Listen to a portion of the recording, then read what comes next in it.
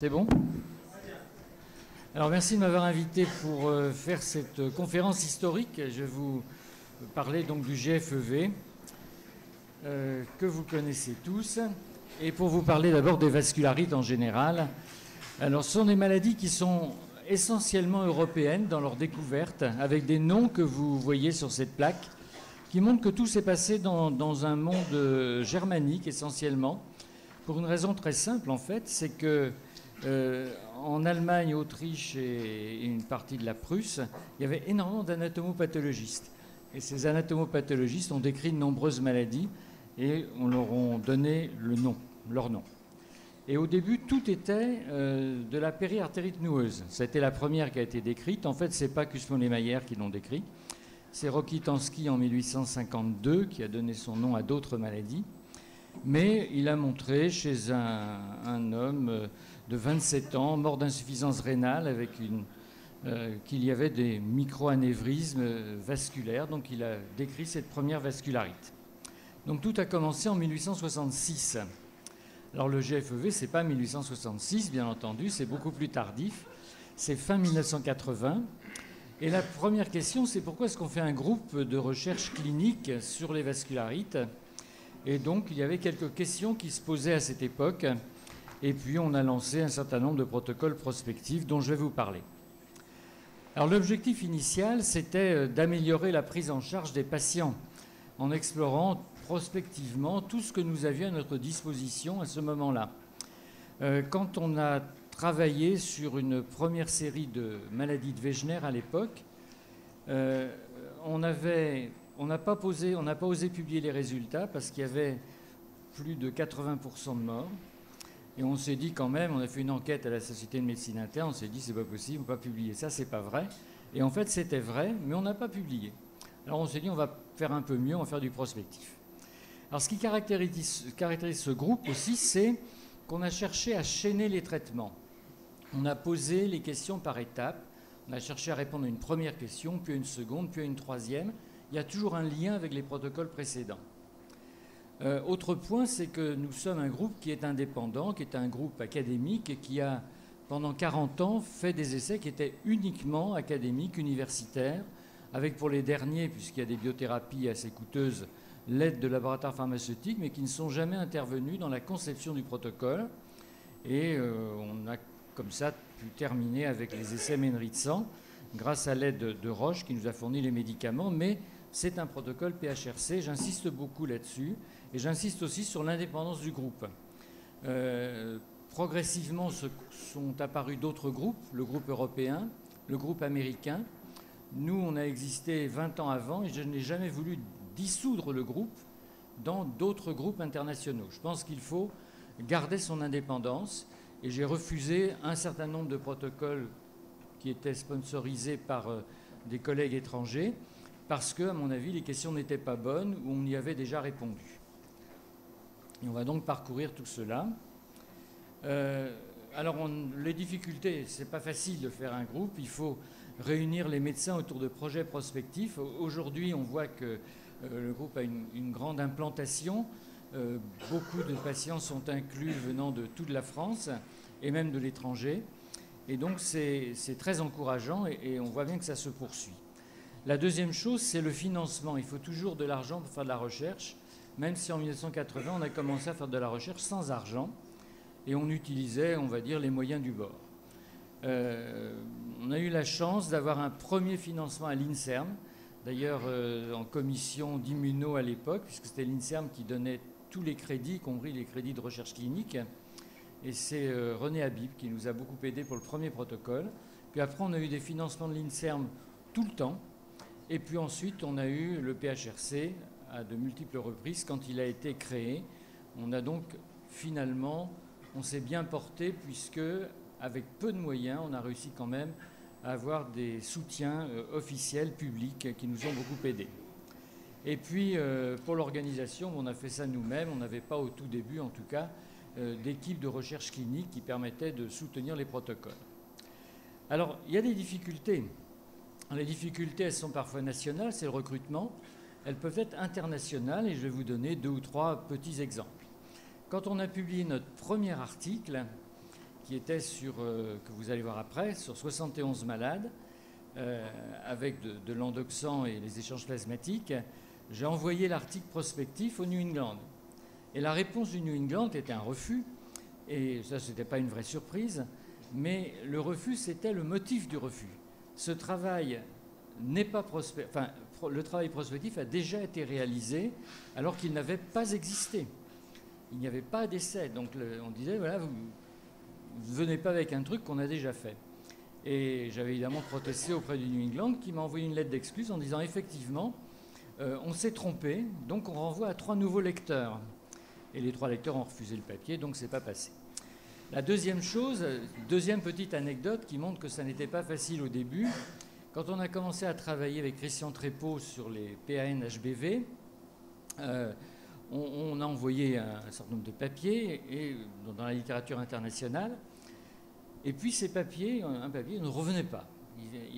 Le papier décrivant le traitement n'était pas paru. Mais pas du tout. Et puis un jour, je reçois une invitation pour parler, faire une lecture à l'ACR de 30 minutes ou 40 minutes à l'époque, une bonne lecture. Et j'accepte bien sûr, et puis j'envoie un mot, je dis mais comment est-ce que vous savez que nous avons travaillé là-dessus puisque nous n'avons publié aucun article. Et évidemment, ceux qui m'avaient invité, c'était les lecteurs de l'article. Et 2 jours après, j'avais l'accord de publication. Par retour de courrier, le papier était accepté sans modification, il est passé comme ça. Et puis, troisième petite anecdote, c'est que l'utilisation du cyclophosphamide bolus versus l'oral, on l'avait déjà démontré en 1997 et ça n'est jamais cité dans aucune publication de Levas. Alors que le protocole Cyclops a été publié une douzaine d'années plus tard, ne citant pas le premier papier, sauf dans le cadre d'une revue générale où il n'insiste que sur les effets secondaires que nous avions observés, qui étaient exacts puisque c'était la première fois qu'on publiait aussi des effets secondaires dans un essai thérapeutique avec notamment des pneumocystoses pulmonaires, puisqu'à l'époque on ne faisait pas de prophylaxie. Mais voilà, c'est terminé pour les jérémiades et on va parler maintenant de ce qu'on a fait, c'est-à-dire on a fait des travaux dans tous les domaines, l'épidémiologie, les étiologies, les traitements bien sûr, la classification à laquelle nous avons participé, on n'a pas été, sauf que pour la GEPA on a été assez moteur là-dessus, les critères diagnostiques et l'établissement d'un score pronostique. Donc beaucoup d'actions qui se poursuivent aujourd'hui. Alors les 2 articles qui ont véritablement motivé la création du groupe, c'est d'abord celui-ci, qui est un article, alors c'est PAN. Mais PAN en 1979, c'était PAN plus MPA, plus SURG, plus des GPA, on ne sait pas que c'était des GPA. Voilà, donc il y avait tout. Donc cet article, c'est un article qui doit nous frapper, parce que 79, c'est pas très vieux. Et vous voyez qu'il y a encore des groupes non traités, 13% de survie, et que la corticothérapie, c'est pas génial, 50%, et que c'est l'arrivée des immunosuppresseurs qui ont véritablement changé le cours des choses. Et le deuxième article, publié à la même époque, alors vous connaissez tous Anthony Fauci, dernièrement pour la Covid, avant pour le VIH, mais quand il a commencé sa carrière, il s'intéressait essentiellement aux vascularites, au NIH déjà, et il est le premier à avoir montré que chez des malades qui échappaient à la corticothérapie, quand on leur donnait du cyclophosphamide, on pouvait améliorer la survie. C'est une toute petite étude, 17 malades, et il améliore environ, je crois, 14 malades sur les 17. C'est donc un très bon résultat. Mais c'est le cyclophosphamide en 2e ligne thérapeutique. Et nous avons fait le premier essai pour tester le cyclophosphamide en 1re ligne thérapeutique, ce qui n'avait jamais été fait. Et c'est d'ailleurs qui a créé le groupe, c'est ça qui a été la motivation princeps, c'était d'essayer d'avoir une bonne étude sur le cyclophosphamide. Alors ça a commencé en décembre 1980, début décembre, je pourrais presque vous donner le jour, puisque c'était le congrès de médecine interne, qui est le 8 ou 9 décembre chaque année, à Créteil. Et à la fin d'une des séances, je suis descendu en bas de l'amphi, comme on est ici aujourd'hui. J'ai dit, est-ce qu'il y a quelques personnes qui s'intéresseraient à faire une étude sur le cyclophosphamide dans les vascularites? Bon, venez me voir tout à l'heure et puis on va faire quelque chose ensemble. Et ça a commencé. Ça a été le premier groupe, enfin ça a été le groupe Vascularite. À part ça, on s'est développé. Alors donc, cyclophosphamide de première intention, c'est cette étude-là qui a été publiée. Ça a pris du temps parce qu'on a commencé à inclure les malades en 1980 et on a publié en 1991. Mais il fallait du temps et on démontre quand même qu'en associant du cyclophosphamide aux corticoïdes et aux échanges plasmatiques, on réduisait le nombre de rechutes et on améliorait la qualité de vie des patients. Alors vous pouvez constater qu'il y a des échanges plasmatiques partout. Tous les malades ont été traités par échange plasmatique puisque, à cette époque-là, c'était le traitement de référence. Il n'était pas question de ne pas traiter par échange plasmatique une vascularite systémique de ce type-là, qui était des PAN et des Schurg-Strauss. Après, on s'est intéressé au bolus de cyclophosphamide. On avait quand même été assez conscient du fait que traiter par du cyclophosphamide avait quand même des inconvénients. On ne va pas les redécrire, tout le monde les connaît ici. Donc on s'est penché sur les bolus de cyclophosphamide et ça a été une première étude qu'on a fait avec Jean-François Cordier de Lyon et on s'est centré uniquement sur des maladies de Wegener et on a comparé un groupe oral à un groupe intraveineux avec aussi une réduction de la dose puisque encore qu'à cette époque-là, on traitait 12 bolus. On faisait des bolus tous les mois pendant assez longtemps. Ça n'est qu'après qu'on a raccourci la durée des traitements d'induction.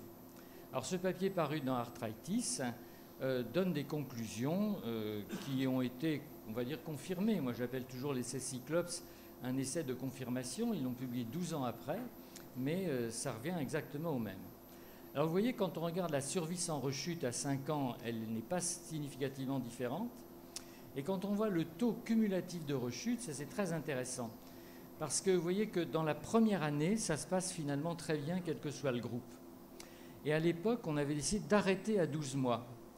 Et les malades qui avaient eu des bolus, eh bien, rechutaient tous, ou finissaient tous par rechuter. L'endoxan oral étant probablement un peu plus efficace dans le long terme, ils rechutaient moins. Mais sur la période qui nous intéressait, qui était le traitement d'induction, on avait la même réponse entre le bolus et la forme intraveineuse. Et on a commencé à ce moment-là à ne traiter nos malades que par des bolus de cyclophosphamide, avec le protocole que vous connaissez aujourd'hui, J1, J15, J28, et puis 21 jours ensuite, avec une concurrence de 6 bolus. On avait fait il y avait une statistique du groupe européen quand il est apparu, une statistique comme ça, une enquête. On demandait aux gens comment traitez-vous vos malades, presque à main levée. 80% des patients étaient traités par cyclophosphamide par voie orale, avec les Français qui traitaient en intraveineux. Vous faites la même enquête aujourd'hui, c'est 80% des patients qui sont traités par voie intraveineuse. Même aux États-Unis, où ils ne font toujours que de la promotion de l'oral pour des raisons multiples, dont financières, mais beaucoup de rhumatologues, quand je discute avec eux, disent qu'il faut en fait de l'intraveineux parce qu'ils voient quelques autres avantages. Donc voilà, les bolus de cyclophosphamide, ça a été déjà une grande aventure. Et puis les échanges plasmatiques.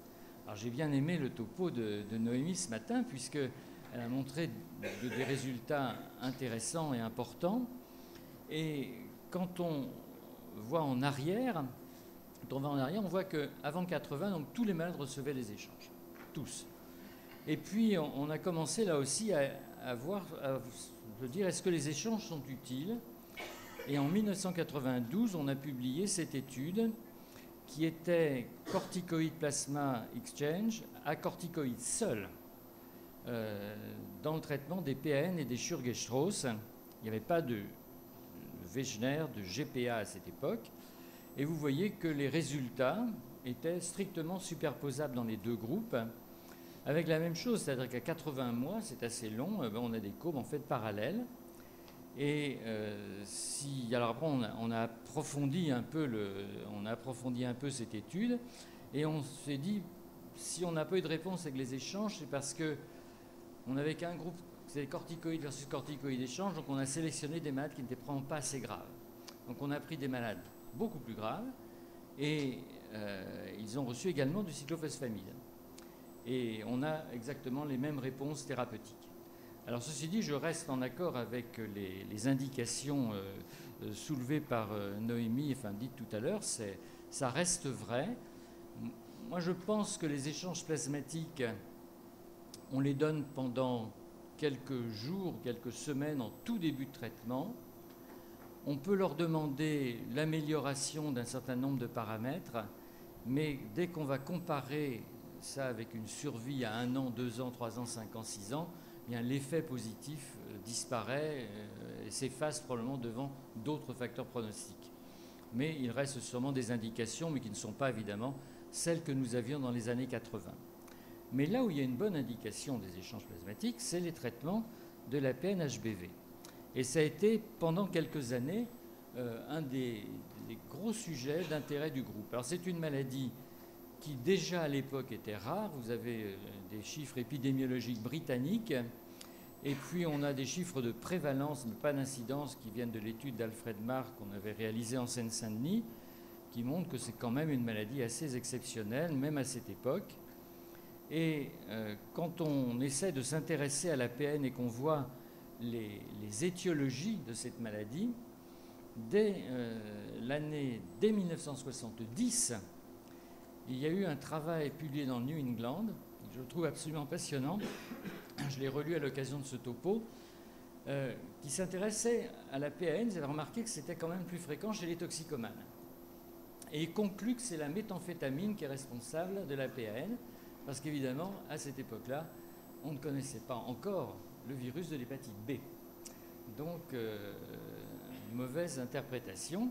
Et pourtant, le virus de l'hépatite B, il avait été découvert en 1963, mais largement publié en 1967 par Bloomberg. Et il a eu le prix Nobel pour cela en 1976. Mais jusque-là, on pensait que c'était une maladie primitive, alors qu'en fait, l'APN était une maladie virale.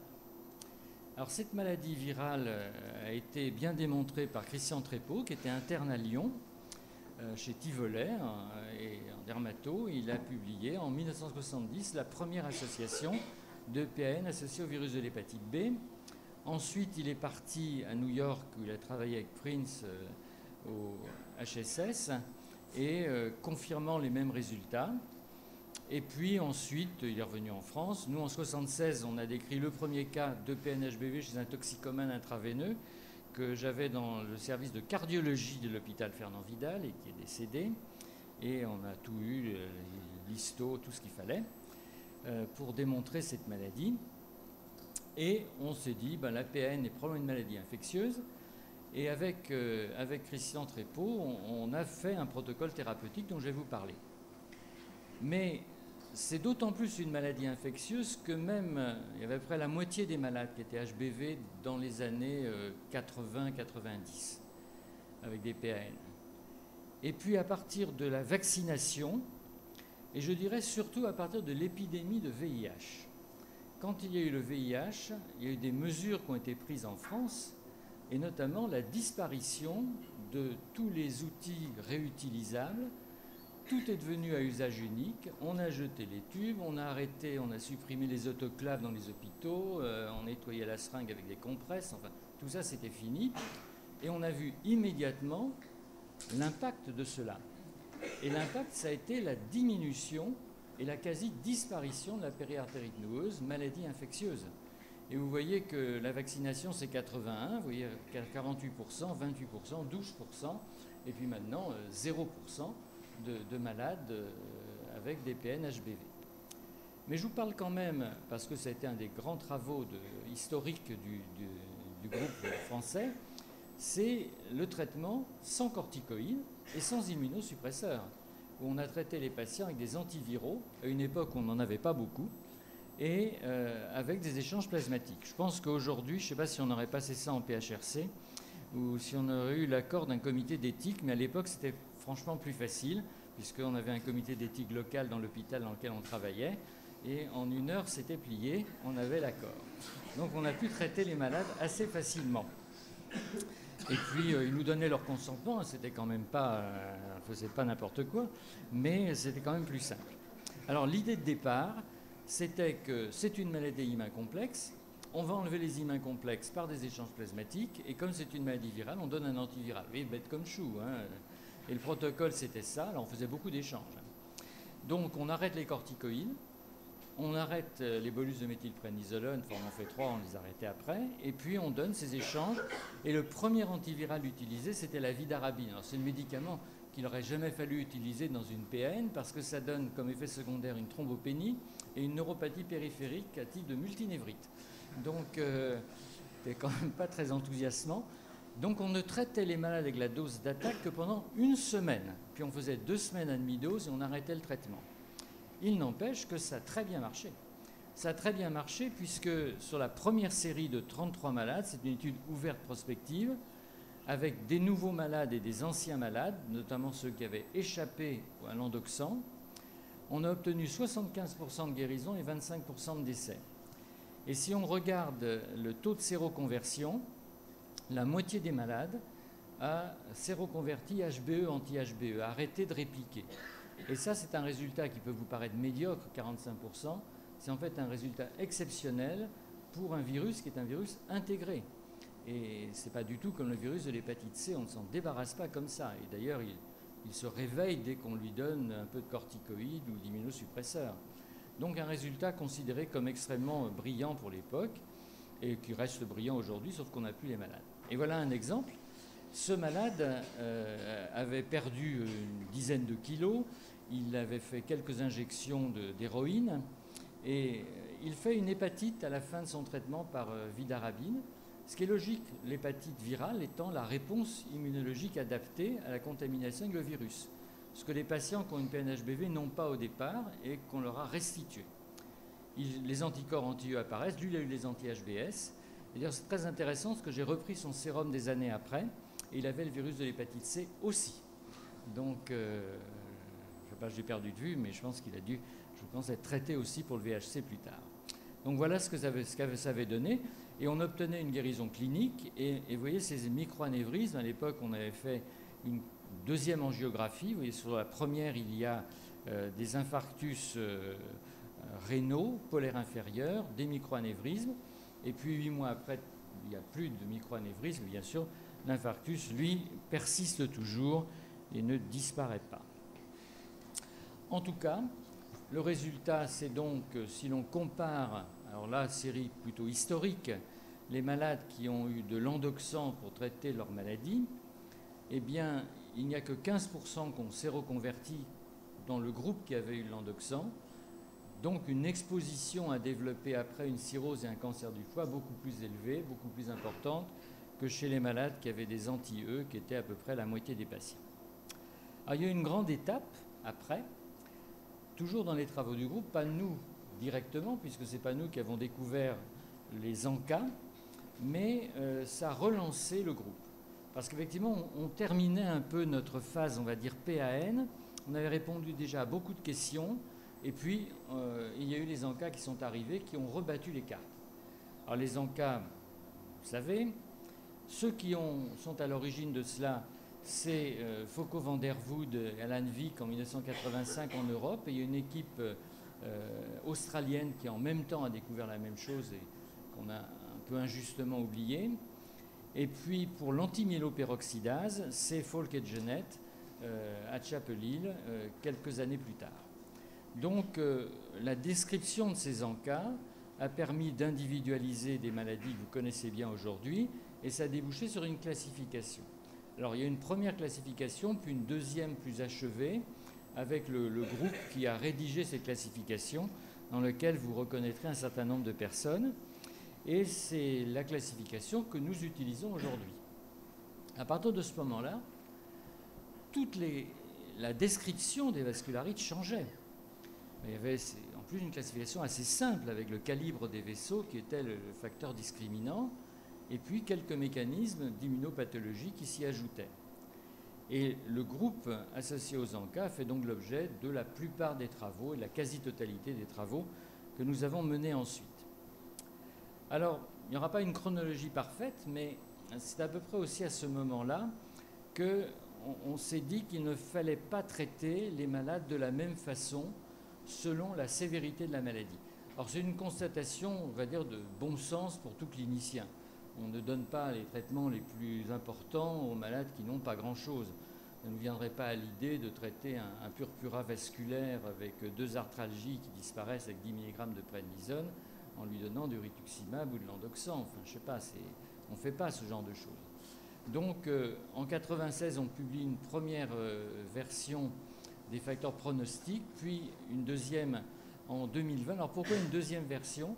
C'est parce que dans la première version, il n'y avait pas la GPA.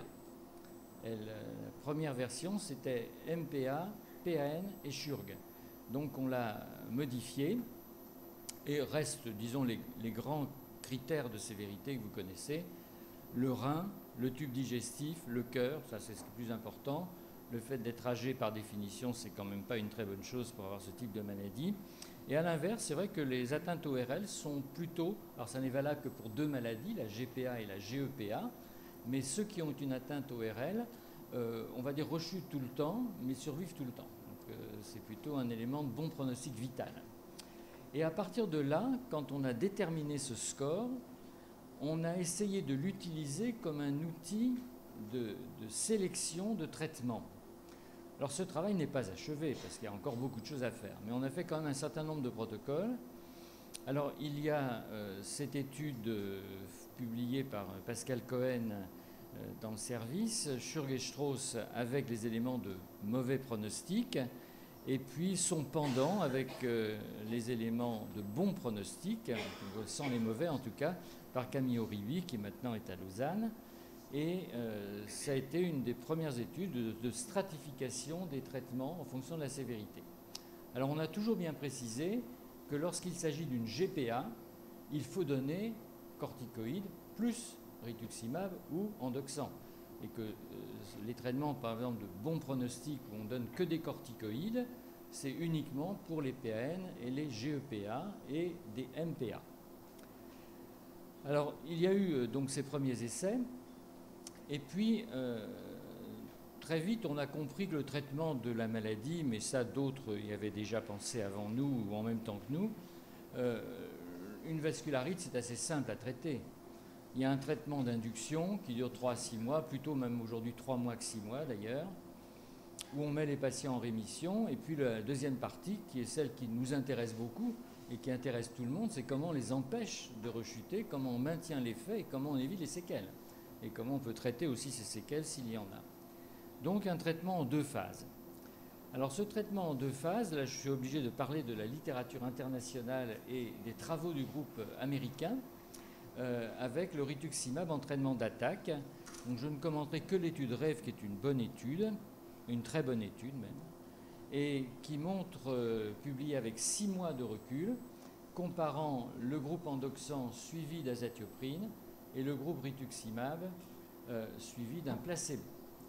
Et publié à 6 mois avec des résultats qui montrent la non-infériorité. Il faut toujours faire attention à cela. On ne peut pas dire le rituximab c'est mieux que l'endoxan, c'est pareil. En induction c'est pareil. Et quand on prend les résultats de notre groupe VGENT, on avait aussi des résultats comparables dans les 2 groupes. Mais ce qui est intéressant, c'est plus tard. Là, c'est la même étude américaine, REV, publiée à 18 mois.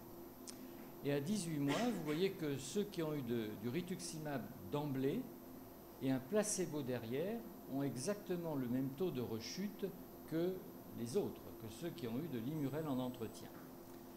Avec un point très important qui a été reconfirmé ensuite, avec les anti-myélopéroxydases dans un groupe, anti-PR3 dans l'autre, avec des taux de rechute différents. Mais nous, ce qui nous avait intéressé, c'est de voir qu'en fait, ces malades, il y a 40% de rechute à 18 mois. Et ça n'est pas acceptable. Et c'est ce qui justifie le traitement d'entretien. Alors, à partir du moment où on dit qu'il faut un traitement d'entretien, c'est quel traitement d'entretien? Alors, on peut avoir le traitement d'entretien classique. C'est ce qu'on avait démontré avec l'étude VGENT il y a fort longtemps. Azatioprine ou méthotrexate en traitement d'entretien chez des malades qui étaient tous traités initialement par des bolus de cyclophosphamide. Puis après, il y avait du Bactrim, mais je n'en parlerai pas aujourd'hui.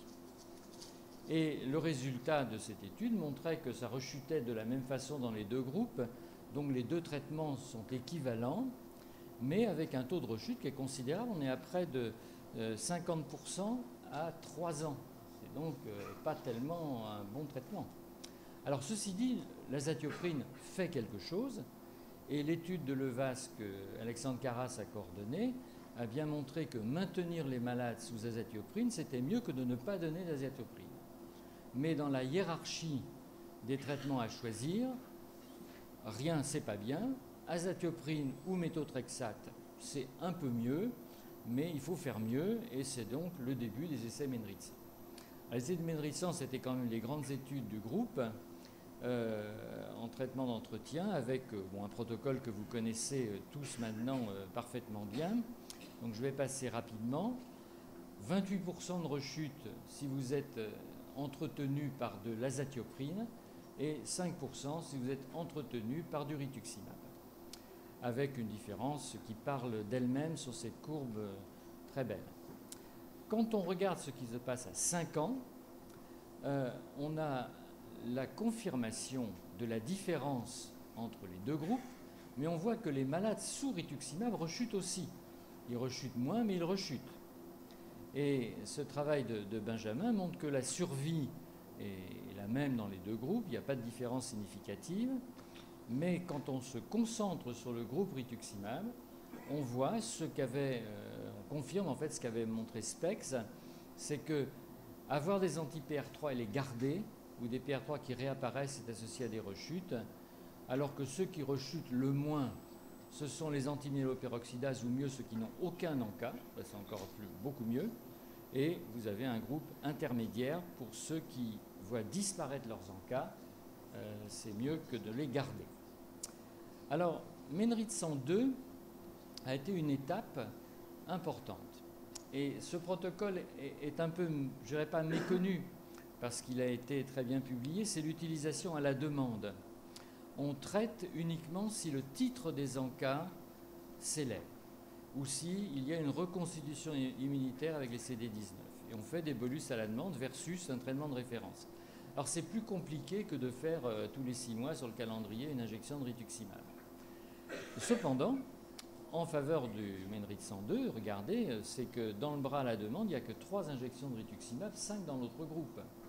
On en donne moins, avec une courbe de survie qui est la même. Le problème, c'est que l'événement qui survient, c'est souvent la rechute clinique, et on ne sait pas quel va être le degré de sévérité et d'importance de cette rechute. Alors c'est là que je pense que l'expérience, ça compte, parce que moi, je fais du Menritsan 2 assez souvent. Il y a des patients, je me dis, ils vont rechuter. Alors, d'ailleurs, c'est un peu pifiométrique, ça ne se fait pas dans une conférence, mais c'est quand même comme ça. Un peu plus de croûte, une otite qui apparaît, quelques petits éléments articulaires assez discrets, une réascension des ANCA en même temps. Je me dis, celui-là, il n'est pas loin de la rechute, et j'avoue que il m'arrive de traiter des malades avec un bolus annuel, par exemple, de rituximab, et ça marche pas mal. Alors, pourquoi est-ce que je reparle de ça aujourd'hui? C'est parce qu'il y a la Covid. Et la Covid ou d'autres pandémies qui surviendront peut-être vont nous apprendre à utiliser moins de rituximab que ce qu'on faisait avant. Sinon, on en donnerait tout le temps, ça serait très bien d'ailleurs. Et c'est ce que nous avions fait dans Menritsan 3. Menritsan 3, on avait dit on continue, on re-randomise le Menritsan 2 et on leur redonne après 6 bolus de rituximab versus 6 bolus de placebo. Et réévalué à 28 mois, donc ils étaient à plus de 56 mois, donc ces malades-là, par rapport au début de Menritsan 2, eh bien on voit que c'est génial, quoi. Si vous donnez toujours du rituximab, le malade ne rechute pas. Mais le problème, c'est qu'il a des effets secondaires possibles. Et on les a vécus un peu douloureusement dans certains cas. Donc les leçons de ces essais Menritsan, le rituximab, c'est le traitement d'entretien le plus efficace. Ça réduit le nombre des rechutes, ça ne fait aucun doute. C'est mieux que l'abstention thérapeutique et mieux que les traitements classiques. Par contre, la durée du traitement n'est pas connue et les questions qui se posent, c'est est-ce qu'il faut faire des doses plus fortes pour essayer de prolonger la rémission? Rita Zarem, qui est un essai anglo-américain, a répondu à la question en montrant que c'était en fait à peu près pareil, ils rechutent aussi, même si leur groupe est un groupe de rechuteurs au début. Et donc, il faut maintenant travailler sur les critères prédictifs des rechutes. On a déjà beaucoup d'indications, mais c'est comme ça, je pense, qu'on va faire du sur-mesure chez nos malades, et c'est un travail futur, et en cours et futur. Alors, il faut adapter aussi le traitement au malade lui-même. et pas uniquement à la maladie.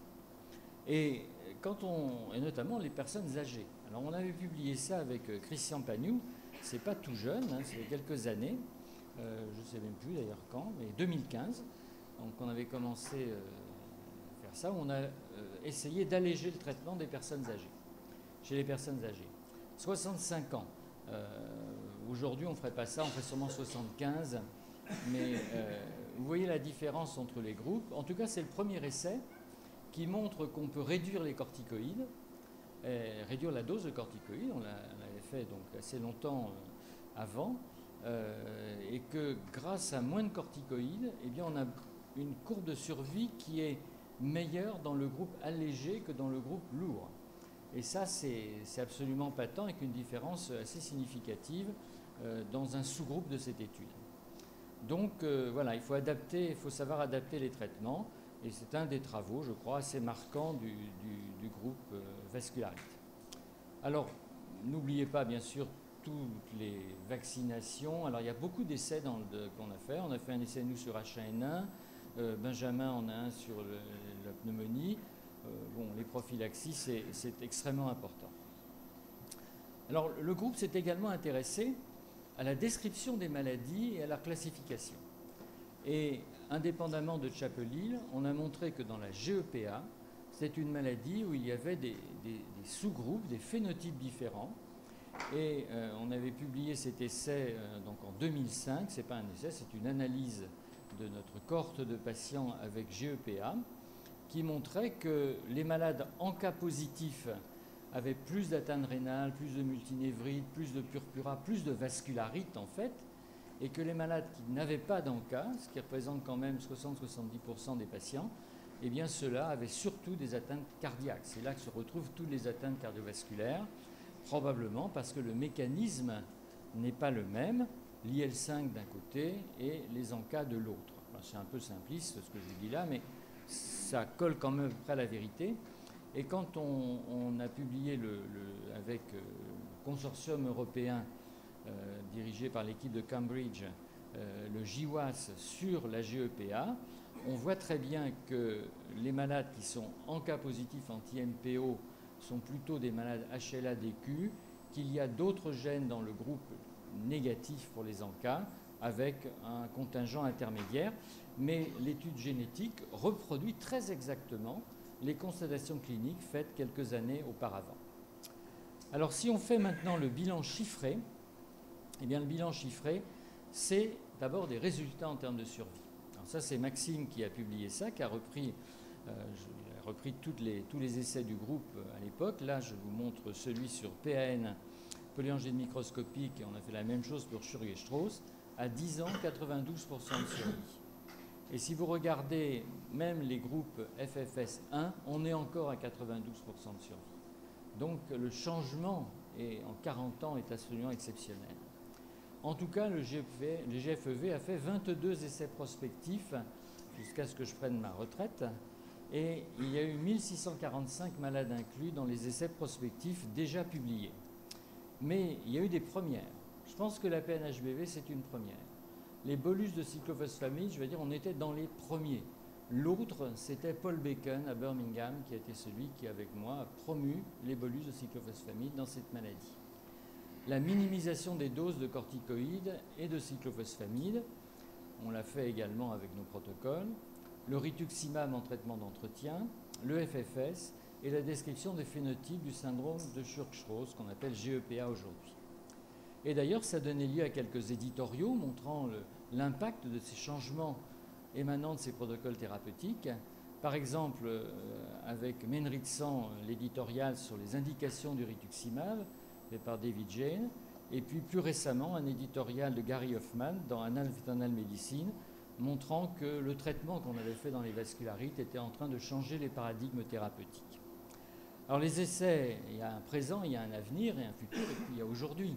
Et aujourd'hui, il y a des protocoles qui sont terminés en voie d'exploitation ou d'autres qui sont presque terminés, qu'on va exploiter ensuite. Il y a les statines en prévention des atteintes artérielles des vascularites, la vaccination antipneumococcique, ça c'est Benjamin qui s'en occupe, le rituximab en entretien de la GEPA, le mépolizumab en traitement d'induction, le mépolizumab en traitement d'entretien. Là, il y a eu l'essai des Américains, donc je crois qu'on ne fait pas ça, on fait de l'induction, nous. Et puis, je dirais que le GFEV, ça reste quand même le groupe à la pointe. Parce qu'on privilégie, il faut faire un peu d'autosatisfaction quand même. On privilégie les travaux prospectifs, on l'a toujours fait, et on a les cohortes prospectives également. Les études rétrospectives sont très importantes, et on réanalyse rétrospectivement nos résultats, mais pour moi, les études rétrospectives ne sont qu'un moyen de poser des questions pour faire les études prospectives. C'est ça qui est intéressant. Et puis, j'insiste beaucoup sur le fait qu'il faut garder son indépendance.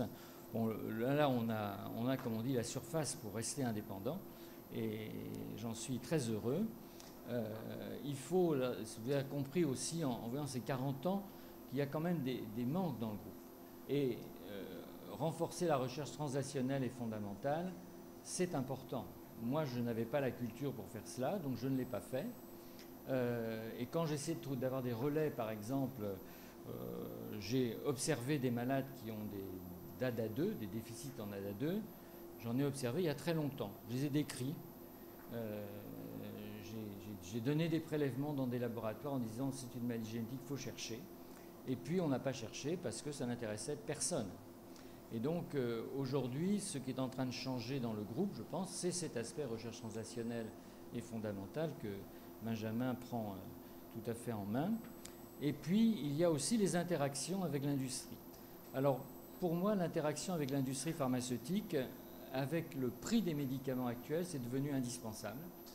Mais il faut garder son indépendance. C'est-à-dire qu'il faut avoir des essais, je pense, vraiment académiques, essayer d'obtenir, ce n'est pas toujours le cas, mais essayer d'obtenir le soutien de l'industrie pharmaceutique, et on crée des partenariats, ce qui a été fait de façon, je crois, exemplaire avec Menritsan. Et j'insiste là-dessus parce que Menritsan, c'est un essai académique, on va dire que Roche est arrivé à notre secours pour nous donner le rituximab. Contrairement à REV, qui était un essai Roche, en fait, fait par des académiques. Ce n'est pas tout à fait la même chose. Donc là, c'était les essais du groupe avec l'aide bienvenue des industriels. Donc, en tout fait, travailler ensemble, je pense que c'est devenu indispensable aujourd'hui. En tout cas, je suis très heureux de voir que le GFEV, ça fonctionne très bien. Et aujourd'hui, c'en est l'illustration, sous la présidence de Benjamin, avec Xavier Péchal et puis tous les autres qui sont ici aujourd'hui. Et il faut poursuivre dans la même voie. Alors j'ai fini par le GFEV, mais aussi par l'indépendance avec le petit village d'Astérix qui est toujours là. Mais il faut continuer à faire comme ça. Merci.